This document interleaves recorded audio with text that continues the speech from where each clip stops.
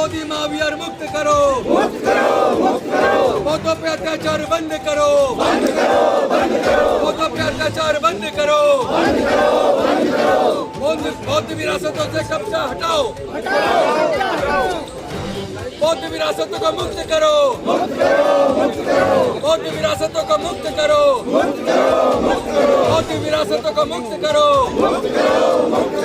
BP act down down, BP act down down, Bihar सरकार down down, Bihar सरकार down down, केंद्र सरकार डाउन डाउन, माँ बोधी मुक्त करना होगा, माँ बोधी महाविहार मुक्त करना होगा, माँ बोधी महाविहार मुक्त करना होगा, माँ बोधी महाविहार मुक्त करना होगा, माँ बोधी महाविहार मुक्त करना होगा। संत गुरु रविदास जी, संत कबीरदास जी, ज्योतिबा फूले जी, सावित्रीबाई फूले जी, फातिमा शेख जी, नारायण गुरु जी, साहू जी महाराज, विजय रामास्वामी नायकर जी, डॉक्टर बाबा साहेब अम्बेडकर जी, माता रमाबाई जी,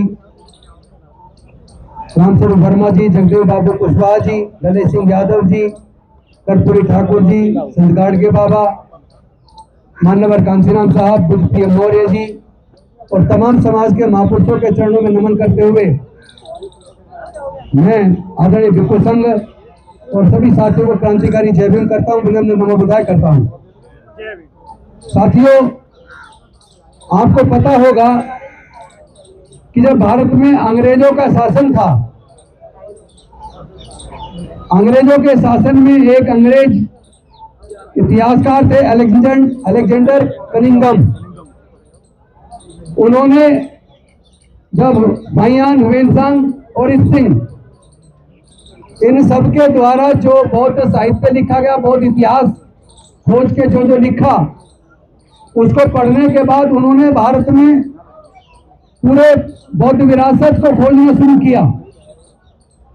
और उस खुदाई में आप चूंकि सब जानते हैं, तथागत गौतम बुद्ध लगभग अब से 2600 साल पहले हुए और इसी महाबोधि महाविहार जहां स्थित है बौद्ध गया में, यहां उनको ज्ञान की प्राप्ति हुई थी। सम्राट अशोक ने उनकी याद में वहीं पर महाबोधि महाविहार का निर्माण कराया था। लेकिन समय के साथ साथ रेत मिट्टी चढ़ती गई और वो नीचे दब गया। लेकिन आपको पता है कि चीनी यात्री भाईयान, हुएनसांग, सिंह ये भारत में आए थे। इन्होंने अलग अलग समय पर अलग अलग काल में आए और इन्होंने पूरे भारत का भ्रमण किया और बौद्ध साहित्य को जितना हो सका उतने बौद्ध साहित्य को वो लोग चाइना के अंदर लेकर गए। भैया डिस्टर्ब कर रहे हैं लोग, डिस्टर्ब ना करें प्लीज। हाँ भाई, हेलो, बोला यार बात मत करो, थोड़ा सुनिए, डिस्टर्ब हो रहा है आपका। तो आप सबको पता है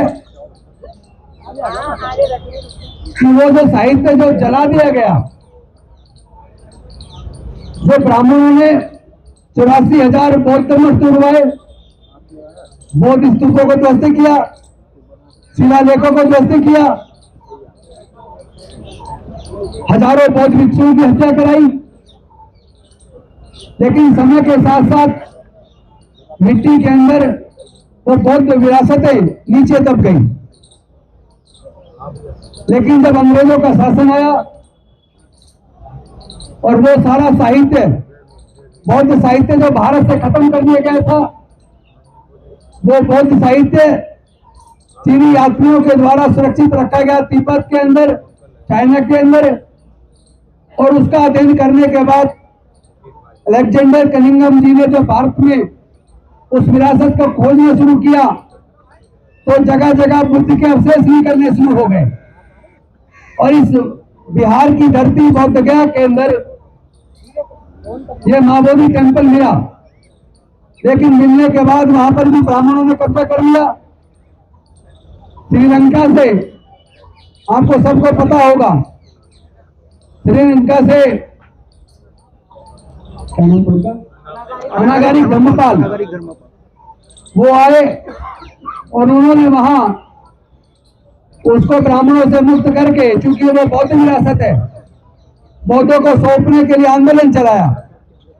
उस आंदोलन में, ये 1891 की बात है, 1891 की बात है, उस आंदोलन में उनके ऊपर हमले हुए। 40 लोगों ने आके हमला कर दिया। जो बौद्ध लोग वहां धरना कर रहे थे, कईयों को चोटें आई, अनागरिक धम्मपाल जी को भी चोट आई। उसके अंदर मुकदमा भी दर्ज हुआ। यह आंदोलन चलता रहा। 1922 के अंदर कांग्रेस का एक सम्मेलन हुआ, अधिवेशन हुआ। कांग्रेस के उस सम्मेलन में जब इसकी डिमांड उठी मायावती टेम्पल की मुक्ति की, तो उन्होंने राजेंद्र प्रसाद जी के नेतृत्व में कमेटी का गठन किया। उस कमेटी में जाकर उसकी पूरी जांच पड़ताल की, लेकिन चूंकि उसके अंदर, कमेटी के अंदर बौद्धों का प्रतिनिधित्व नहीं था, तो वो रिपोर्ट उनके फेवर में बना दी गई, जिसका भरपूर विरोध किया गया। लेकिन उसके बाद भारत की सरकार ने अंग्रेजों से आजाद होने के तुरंत बाद 1949 में Mayawati temple management committee act 1949 ये एक्ट बनाया, और उस एक्ट के अंदर ये व्यवस्था की कि इसके 8 सदस्य होंगे, 4 सदस्य ब्राह्मण होंगे, 4 सदस्य बौद्ध होंगे, और उसका चेयरमैन वहां का डीएम होगा, और उसमें भी यह था कि वो डीएम हिंदू होना चाहिए। तो ये लड़ाई चलती रही, अलग अलग समय पर चलती रही। 1992 में फिर ये लड़ाई बहुत बड़ी हो गई, और इसी जंतर मंतर पर जापान के भिक्खु बनते सुरई ससाई जी, जो नागपुर के अंदर इंदौर में बौद्ध विहार में हैं और काफी वृद्ध हो गए हैं, उन्होंने 1992 में बहुत बड़ा आंदोलन दिल्ली के अंदर चलाया, और हम लोग उस आंदोलन में लगातार शरीक रहे। 6-7 महीने तक यह धरना चलता रहा, और उस वक्त लालू प्रसाद यादव मुख्यमंत्री हुआ करते थे बिहार के। वो भी यहाँ धरना स्थल पर आए, और उन्होंने भी प्रॉमिस किया कि हम इसका समाधान करेंगे। इस लंबे आंदोलन के बाद हुआ ये कि उसमें 4 जो बौद्ध भिक्खु, जो बौद्ध लोग मेंबर थे, तो जो आंदोलन कर रहे थे, उनमें से ही 4 बौद्ध भिक्षुओं को उसमें सदस्य बना दिया गया, और बनते सुरई ससाई जी को अल्पसंख्यक आयोग का मेंबर बना दिया गया, और इन लोगों को प्रॉमिस किया कि हम धीरे धीरे इसका समाधान करेंगे। तो जिन बौद्ध भिक्षुओं को मेंबर बनाया, या वहां सेक्रेटरी बनाया, या अल्पसंख्यक आयोग का मेंबर बनाया, उन सबके साथ भी धोखा हुआ। मैं नहीं चाहूंगा इस बारे में कोई बात हो कि पैसे का गबन क्या हुआ क्या नहीं हुआ, क्योंकि जितने भी आंदोलन चलते हैं, उन आंदोलनों में एक आध आदमी खराब हो सकता है, उसका जिक्र करके हम अपने आंदोलन को खराब नहीं कह सकते। आंदोलन कभी खराब नहीं होता, आंदोलन कुर्बानी मांगता है। उस आंदोलन में भी कुर्बानी दी गई है, लंबे समय तक आंदोलन चला है। और उसके बाद बनते सुरई ससाई जी ने सुप्रीम कोर्ट में केस डाला, आज तक केस डिसाइड नहीं हो पाया। इसी दौरान एक आईएएस ऑफिसर थे दार्जिलिंग से, उन्होंने सन 2012 में माननीय सर्वोच्च न्यायालय के अंदर एक केस डाला मायावती टेम्पल को मुक्त कराने का, और बुद्धिस्ट मायावती महाविहार मैनेजमेंट कमेटी एक्ट 1949 एक्ट को निरस्त कराने का उन्होंने केस डाला। लेकिन सर्वोच्च न्यायालय ने 2018 में उस केस को यह कह के रद्द कर दिया, क्योंकि ये मसला बिहार की सरकार का बनता है, बिहार की राज्य की विधानसभा का बनता है। तो आप इस अपनी मांग को लेकर बिहार की सरकार के पास जाइए, और वही आपकी समस्या का समाधान करेंगे। ये सुप्रीम कोर्ट के अधिकार क्षेत्र की बात नहीं है, ये कह के उनकी पिटीशन को डिसमिस कर दिया गया। उसके बाद से बिहार की सरकार से भी लगातार मांग चल रही है।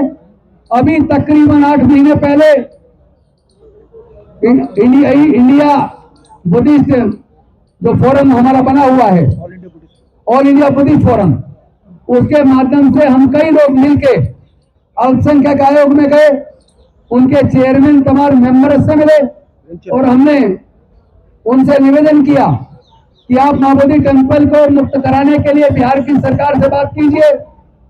उनके चेयरमैन ने हमें प्रॉमिस किया कि हम वहीं पे बिहार की सरकार से मिलेंगे, मीटिंग कराएंगे, और वहां वो गए भी, मीटिंग भी कराई। ऑल इंडिया बुद्धिस्ट फोरम के सदस्य हमारे उस मीटिंग में भी गए, फिर भी कोई समाधान नहीं निकला, केवल आश्वासन मिला और वो भी झूठा। उसके बाद पटना के अंदर गांधी मैदान के अंदर बहुत बड़ा प्रदर्शन किया गया, आंदोलन किया गया, सभा की गई। उसमें भी हम लोग पटना के अंदर गए और वहां पूरी सभा करने के बाद पदयात्रा करते हुए बिहार की सरकार को ज्ञापन दिया। बिहार के एक बहुत वरिष्ठ अधिकारी आकर हम लोगों से वहीं आकर मिले, हमारा ज्ञापन लिया और उन्होंने प्रॉमिस किया कि हम इसका समाधान करेंगे, लेकिन समाधान कुछ नहीं हुआ। उसके बाद 12 फरवरी से कर्मिक अनशन, भूख हड़ताल हमारे बौद्ध भिक्षुओं ने और कुछ उपासकों ने वहीं माओवादी टेम्पल के पास शुरू किया, लेकिन अब से तकरीबन 13-14 दिन पहले आपने देखा होगा बिहार की सरकार ने कितनी घटिया हरकत की, और इतनी घटिया हरकत को धिक्कारा ही जा सकता और कुछ नहीं कहा जा सकता। एक घटियापन है उनका ये। उन्होंने रात को 1 बजे वहां की पुलिस, उनकी पुलिस ने बौद्ध भिक्षुओं को जबरन वहां से उठा लिया, यहाँ तक कि एक बौद्ध भिक्षुणी को महिला होने के बावजूद कमर में हाथ डालकर जबरदस्ती उठाकर गाड़ी में डाल दिया। ये बेहद शर्मनाक घटना थी, और ले जाकर थाने के अंदर, उसको हॉस्पिटल के अंदर पटक दिया। लेकिन हमारा आंदोलन चलता रहा और उसके बाद उस स्थल पर प्रदर्शन नहीं करने दिया, बल्कि 2 किलोमीटर दूरी पर रोड के किनारे पर एक जगह दे दी कि आप अपना प्रदर्शन यहाँ कीजिए। लेकिन मैं आपको बता दूं, जो 1992 का आंदोलन था, आंदोलन बहुत जबरदस्त था, बहुत बड़ा था, लेकिन उस वक्त सोशल मीडिया नहीं होता था। और देश का जो मुख्य मीडिया है, चाहे वो इलेक्ट्रॉनिक मीडिया हो चाहे प्रिंट मीडिया हो, आप सबको पता है वो कभी भी इस देश के दलितों की, पिछड़ों की, वंचितों की, आदिवासियों की और अल्पसंख्यक समाज के मुद्दों को कभी हाईलाइट नहीं करता, कभी उनको कवरेज भी नहीं करता। मैं तो आह्वान करना चाहता हूं इस देश के दलितों से, इस देश के पिछड़ों से, इस देश के आदिवासियों से, इस देश के अल्पसंख्यकों से, वो देश का मुख्य मीडिया, चाहे वो इलेक्ट्रॉनिक मीडिया हो चाहे प्रिंट मीडिया हो। अभी आपने देखा होगा 3 दिन पहले कैलिफोर्निया के अंदर जो गुजराती समाज के लोगों का वहां पर एक मंदिर है, उस मंदिर में बेइज्जती की गई, तो यहाँ पूरे भारत के मीडिया ने उसको कवर किया, अखबारों में छापा। उस दिन भी मैंने फेसबुक लाइव किया था कि अगर कैलिफोर्निया के अंदर गुजरातियों के मंदिर के अंदर अगर अपवित्र उसको किया गया तो वो गलत किया। किसी को हक नहीं है किसी दूसरे के धार्मिक स्थल पर जाकर कुछ भी गलत कार्य करने का, और उसकी भर्त्सना होनी चाहिए, कानून से मांग की जानी चाहिए दोषियों को सजा देने की। लेकिन ये कैसा मीडिया है कि कैलिफोर्निया, अमेरिका की कैलिफोर्निया के अंदर मंदिर में हुई घटना को आप कवर कर रहे हो, और यहाँ हमारे पूरे दुनिया के बौद्धों की आस्था का केंद्र माँ बोधि महावीर, जहाँ तथागत बुद्ध को ज्ञान की प्राप्ति हुई थी, उसका आंदोलन पूरे देश में चल रहा है। अमेरिका के अंदर, इंग्लैंड के अंदर, जर्मनी के अंदर, फ्रांस के अंदर, तमाम देशों में भी बौद्ध लोगों ने, अम्बेडकरवादियों ने माँ बोधि टेम्पल की मुक्ति का आंदोलन वहां किया है। और भारत के कोने कोने में, चूंकि आप सोशल मीडिया से देख पा रहे होंगे, भारत के लगभग सभी राज्यों में माँ बोधि महावीर को मुक्त कराने का आंदोलन चल रहा है। लेकिन आपने भारत के किसी मुख्य मीडिया में, किसी भी डिजिटल मीडिया पे, किसी अखबार में आपने माँ बोधि महावीर की मुक्ति आंदोलन की एक भी लाइन नहीं देखी होगी। तो जो देश का मुख्य मीडिया देश के तमाम SC, ST, OBC और माइनॉरिटी के मुद्दों को दरकिनार करता, नजरअंदाज करता है, मैं मांग करता हूँ पूरे देश के SC, ST, OBC माइनॉरिटी के लोगों को इस मुख्य मीडिया का बहिष्कार करो। बहिष्कार होना चाहिए कि नहीं होना चाहिए? इनके टीवी चैनलों को देखना बंद कर दो, इनके अखबारों को पढ़ना बंद कर दो। जितने हमारे बहुजन समाज के यूट्यूबर्स हैं जो समाज के सारे मुद्दों को उठा रहे हैं, हमें चाहिए कि हम अपने यूट्यूबर्स को प्रमोट करें, इनके सबके यूट्यूब को, चैनलों को देखें, जो भी आर्थिक मदद दे सकते वो भी दें, क्योंकि आर्थिक पैसे के अभाव में हमारे ये सारे चैनल बेचारे दम तोड़ रहे हैं। और मैं एक और बात बता दूं, और मैंने ये संकल्प भी ले लिया है और मैंने नहीं, क्योंकि ये केवल मेरा आंदोलन नहीं है, इतिहास गवाह है। भारत में जितने अनुसूचित जाति, जनजाति और पिछड़े वर्ग के लोग हैं, वो लोग अपना इतिहास पढ़ लें, क्योंकि जो लोग अपना इतिहास नहीं जानते वो कभी इतिहास नहीं बना सकते। वो अपना इतिहास पढ़ ले। उनके पूर्वज बौद्ध थे, उनके पूर्वज बौद्ध थे। तमाम देश के दलितों के पूर्वज बौद्ध हैं, तमाम आदिवासियों के पूर्वज बौद्ध हैं, तमाम पिछड़े समाज, पिछड़े वर्गों के पूर्वज बौद्ध हैं, और अल्पसंख्यक समाज के भी 90% लोगों के पूर्वज बौद्ध हैं। क्योंकि उन्होंने जाति के उन्मूलन की वजह से, जाति के उन्मूलन की वजह से उन्होंने इस धर्म को छोड़कर कुछ लोग सिख बन गए, कुछ लोग ईसाई बन गए, कुछ लोग मुस्लिम बन गए। तो ये सच्चाई है कि देश के अंदर 90% इतिहास गवाह है। जहां भी खुदाई होती है अखंड भारत में, म्यांमार से लेकर ईरान, इराक तक, जहां भी खुदाई होती है, खुदाई में केवल और केवल बुद्ध निकलते हैं। कोई दूसरा अवशेष आज तक भारत के अंदर नहीं निकला। आपको पता होगा जब अयोध्या के अंदर खुदाई हुई तो पता लगा वहां बौद्धों की साकेत नगरी थी, तमाम अवशेष बुद्ध के निकले हैं। वो अलग बात है कि सर्वोच्च न्यायालय ने बुद्ध के अवशेषों को तो दरकिनार कर दिया और कानून को और साक्ष्यों को ताक पर रखकर उन्होंने आस्था के आधार पर जजमेंट दिया। आपने देखा होगा पिछले दिनों हमारे देश के पूर्व मुख्य न्यायाधीश डी.वाई. चंद्रचूड़ जी का वो बयान आया था, जिसमें उन्होंने कहा था कि जब ये सुनवाई के लिए हमारे पास केस आया बाबरी मस्जिद वाला, तो मैंने भगवान के सामने में बैठ गया और मैंने उनसे सलाह ली, क्या करूं। अरे भाई, तुम्हें सलाह उनसे ले लेनी जो है नहीं। आपको सलाह भारत का संविधान दे रहा है, आपको कानून दिया गया कि इस कानून के हिसाब से आपको जजमेंट देनी है, साक्ष्यों के आधार पर आपको जजमेंट देनी है। लेकिन भारत का अगर मुख्य न्यायाधीश साक्ष्यों को ताक पर रखकर और देश के संविधान को ताक पर रखकर अगर आस्था के ऊपर आधार पर जजमेंट देता है तो वो भी दमनकारी या न्यायकारी है, वो न्यायिक अधिकारी होने के काबिल नहीं है। ये शर्मनाक है। बेशक अगर कंटेम्प्ट ऑफ कोर्ट मेरे खिलाफ हो जाए तो मैं तैयार हूं, इसलिए तैयार हूं क्योंकि हमें शर्म आती है कि एक तरफ हम कहते कि मैं बुद्ध के देश से आया हूं, भारत बुद्ध की भूमि है, हमने दुनिया को युद्ध नहीं बुद्ध दिए।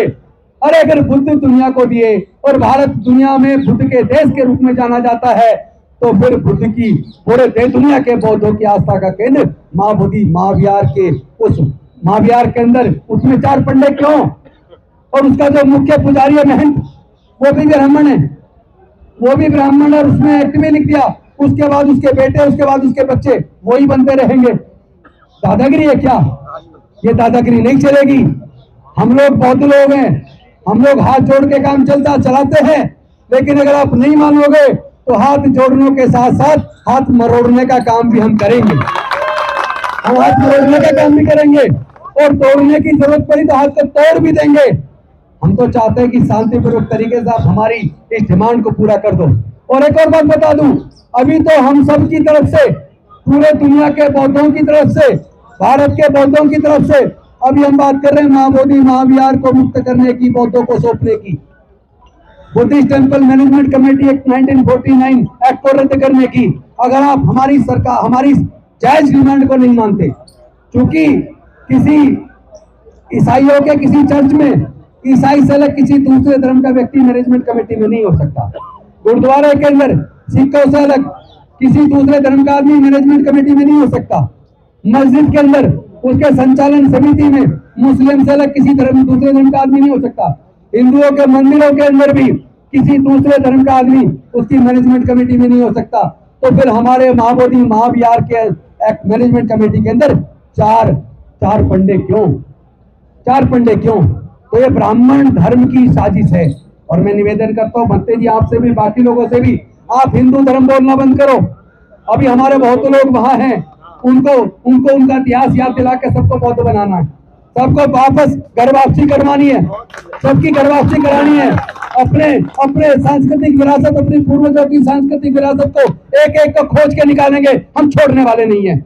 अभी हमारी लड़ाई महाबोधि महाविहार की है। हम डिमांड कर रहे हैं, हाथ जोड़ के डिमांड कर रहे हैं बिहार की सरकार से भी और केंद्र की सरकार से भी, आप महाबोधि महाविहार को तुरंत मुक्त करिए अगर नहीं करोगे तो हम आपको याद दिलाते हैं जिन विवेकानंद जी के फाउंडेशन से सलाह लेके आप केंद्र की सरकार चला रहे हो, जिस विवेकानंद का आप एबीवीपी आप अपना छात्र इकाई चलाते हैं, उन्हीं विवेकानंद जी ने अपने जो राइटिंग लिखी है उसके 7वें वॉल्यूम के अंदर लिखा है कि भारत में बहुत सारे बौद्ध मंदिरों को कब्जा करके ये ब्राह्मण मंदिर बनाए गए। उन्हीं के 7वें वॉल्यूम में लिखा हुआ है जगन्नाथपुरी का जो मंदिर है वो बौद्ध मंदिर है, उन्होंने खुद लिखा है स्वामी विवेकानंद जी ने।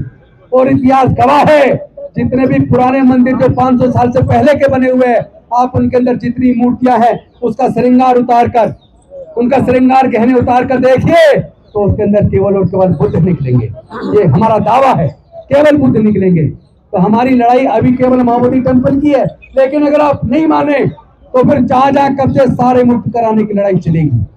और ये आंदोलन मैं आपको बता दूं भंटे जी, बेशक 92 का आंदोलन कुछ साल के बाद किसी भी वजह से बंद हो गया हो, लेकिन इस बार लड़ाई लंबी है, हमें भी पता है वो बेवकूफ बना रहे हैं।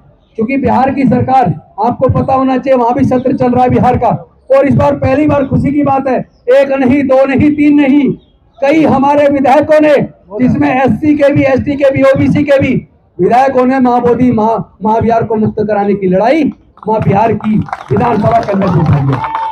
और इस बार संसद सत्र चल रहा है, हमारे साथी भाई चंद्रशेखर ने भी उठाई है और मेरी सांसदों से बात हुई है, अभी सत्र बाकी है लगातार। अब संसद के अंदर भी माओवादी महाविहार की मुक्ति की लड़ाई लड़ी जाएगी, वहां भी हमारे सांसद आवाज उठाएंगे, उसकी भी तैयारी चल रही है, आप चिंता मत कीजिए। दूसरी बात, चूंकि लड़ाई लंबी है, यूएनओ भी जाने की तैयारी है, सुप्रीम कोर्ट को भी हम बताएंगे, हम सुप्रीम कोर्ट को भी बताएंगे कि अगर आप न्याय नहीं करोगे तो आपके ऊपर से इस देश के लोगों का भरोसा उठ जाएगा। हम नहीं चाहते कि इस देश के न्यायालयों से देश के लोगों का भरोसा उठे, लेकिन बहुत लोग भारत में 90% हैं, अभी आंकड़ों के अंदर 1% के आसपास हैं, लेकिन बौद्ध को मानने वाले लोग करोड़ों लोग हैं। और इतिहास बताता है तमाम SC ST OBC और 90% माइनॉरिटीज के पूर्वज बौद्ध थे, तो वो सारे घर वापसी तो करेंगे। अभी आप सोच रहे संख्या कम है, इग्नोर कर दो, मत सुनो। और मैं चूंकि सरकार में मंत्री रहा हूं तो मैं जानता हूं सरकारों की आदत होती है, जब कोई डिमांड चलती है, आंदोलन चलता है, सबसे पहले उसको इग्नोर किया जाता है। तो इग्नोर ये हमें करते आ रहे, एक से एक इनका एक एजेंडा पूरा हो गया इग्नोर करने वाला। और सरकार जब डिमांड फिर भी चलती रहती है, दूसरा एजेंडा होता है उसको दफन करने वाला बलपूर्वक, वो भी उन्होंने कर लिया। हमारे बौद्ध भिक्षुओं को रात को 1 बजे धोखे से उठाकर वहां जाकर अस्पताल में पटक दिया, तो दूसरी चाल भी इनकी फेल हो गई, ताली बजा के स्वागत कीजिए, दूसरी चाल भी फेल हो गई। अब तीसरा है आपकी जीत का समय। अब बिहार की सरकार जो जाने वाली है, मैं आपको बता दूं बिहार की सरकार जाने वाली है, क्योंकि बिहार के अंदर भी धीरे धीरे गांव-गांव में ये बात पहुंच रही है कि हमारे पूर्वज बौद्ध थे, ये बिहार तो नाम ही बौद्ध बिहार से पड़ा है, ये तो नाम ही बौद्ध बिहार से पड़ा है, ये तो बौद्धों की भूमि है, ये तो मगध साम्राज्य, उसकी तो राजधानी पाटलिपुत्र आज की पटना है। इतिहास गवाह है, वो पूरा का पूरा स्थल, वो पूरा बुद्धिस्ट सर्किट यूपी में लेके वहां उधर बिहार के राजगीर नालंदा से उधर से शुरू होता है, बोध गया से होते हुए आगे बढ़ता है, और उसके बाद सारनाथ से होते हुए और उधर मध्य प्रदेश तक, आप सब जानते हो इतना बड़ा क्षेत्र। और आपको याद होगा जब अमेरिका और तालिबान के अंदर अफगानिस्तान के बीच में युद्ध हुआ था, तो तालिबानियों ने वहां अफगानिस्तान के अंदर सिला के अंदर कितनी बड़ी बुद्ध की प्रतिमा को तोपों से तोड़ा था, महीने भर तक तोप के गोले छोड़े गए, उसके बाद भी कुछ थोड़ा सा तोड़ पाए, आज भी वो बुद्ध की मूर्ति वहां विराजमान है। और उन्होंने चूंकि बुद्ध की मूर्ति पर हमला किया तो वो अफगानिस्तान की वो पूरी ताकत ही ध्वस्त हो गई, बर्बाद हो गया अफगानिस्तान। इससे पहले कि ये बिहार की सरकार बर्बाद हो जाए, इससे पहले कि ये केंद्र की सरकार बर्बाद हो जाए, अफगानिस्तान से सबक ले लो और BP एक्ट 1949 एक्ट को रद्द करके माओवादी महाविहार का संचालन पूरी तरह बौद्धों को सौंप दो, वरना तुम्हारी बर्बादी निश्चित है।